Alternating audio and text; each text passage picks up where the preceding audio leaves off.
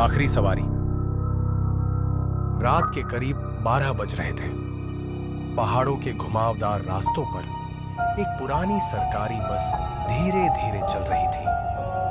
बस में सिर्फ ड्राइवर रमेश ही था। वह 15 साल से इस रूट पर बस चला रहा था और इन सुनसान रास्तों का आदी हो चुका था। उस रात घना कोहरा छाया हुआ था और चारों ओर सिर्फ बस की हेडलाइट की रोशनी दिख रही थी। रमेश जल्दी से अपने अंतिम स्टॉप की ओर बढ़ रहा था। यह रास्ता बदनाम था क्योंकि यहाँ कई हादसे हो चुके थे। लोग कहते थे कि इस रूट पर अजीब चीजें होती हैं, लेकिन रमेश ने इन बातों को कभी गंभीरता से नहीं लिया। जैसे ही बस एक तीखे मोड़ पर पहुंची, रमेश ने देखा कि सड़क के किनारे एक औरत खड़ी थी। वह सफेद साड़ी में थी और उसका चेहरा झुका हुआ था। रमेश को हैरानी हुई क्योंकि इस समय इस इलाके में कोई नहीं आता।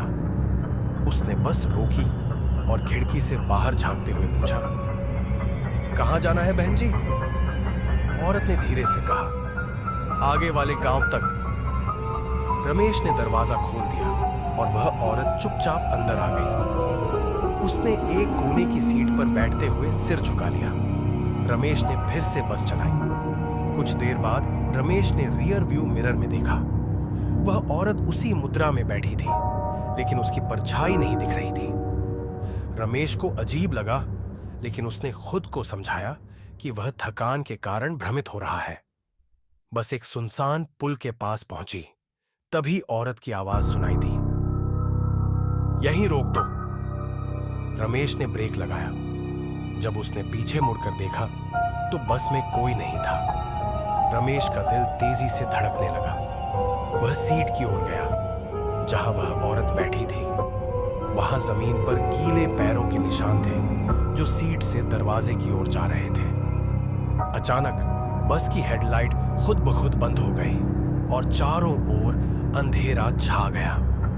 रमेश ने घबराकर इंजन स्टार्ट करने की कोशिश की, लेकिन बस ने जवाब देना बंद कर दिया। तभी उसने महसूस किया कि कोई उसके पीछे खड़ा है। डरते डरते उसने पीछे मुड़कर देखा तो वही औरत उसके सामने थी। इस बार उसका चेहरा विकृत था और उसकी आंखें लाल चमक रही थीं। उसने चिल्लाते हुए कहा, "तुमने मेरी मदद क्यों नहीं की उस दिन?"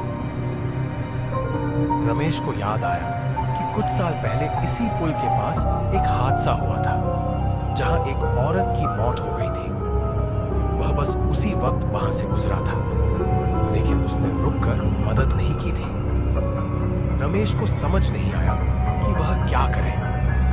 वह जोर से चिल्लाया और तभी बस के हॉर्न की आवाज गूंज उठी।